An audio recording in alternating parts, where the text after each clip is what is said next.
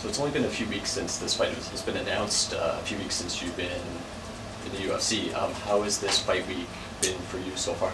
Oh, so far it's been incredible. I'm having a blast out here. The UFC's really taking good care of me, and it's nice to be where I belong. Walk us through how the call came. Where were you? What were you doing?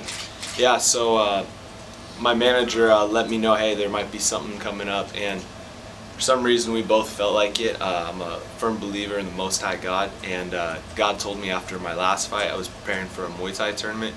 He said, stay ready. So I've been actually coming down to this weight class since the end of December, and sure enough, 5 weeks ago, and I was already on point with weight. It all worked out. So, what should UFC fans know about Spike Carlyle?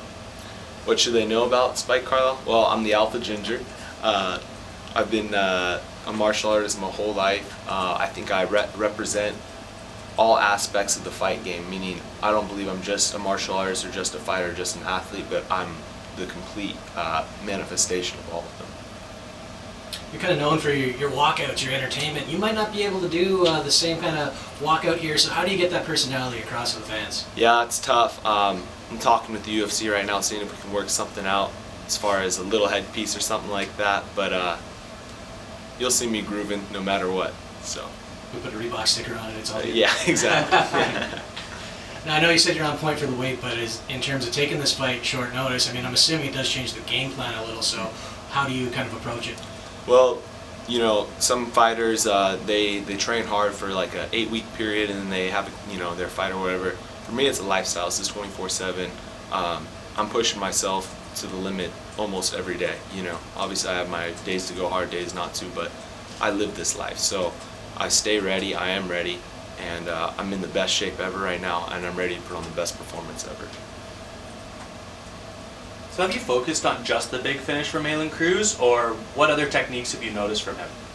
Alon is, you know, he's tall, rangy, and I watched some footage from, you know, his last loss. Has got another win. So I've studied him, and obviously in his last fight he was primarily striking, but I know he's comfortable going to the ground as well. Unfortunately, this is a terrible matchup for him, and you guys will see why on Saturday night. What can deter you from taking that knee? Like, what techniques have you been working on? I don't like to share what I'm going to do, so you just have to tune in. Making your debut on a card with a title fight atop it, who's your pick in the main event? I'm going to go with Benavidez. I met him on the way to the airport, and I've known people who train with him say he's a great guy, and you know, he's the only guy who's recently beat Triple C, so in that split decision. So I think Benavidez is going to take it that night. You've obviously got red hair, so it lends itself to the nickname pretty readily. But yeah.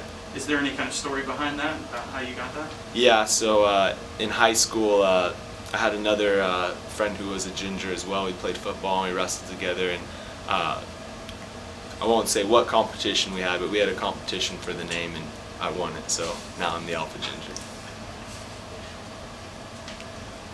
Thanks, man. Anything else? All right, great. Cool, thank you guys. Thanks, Appreciate Mike. it. Have a good one. Appreciate it.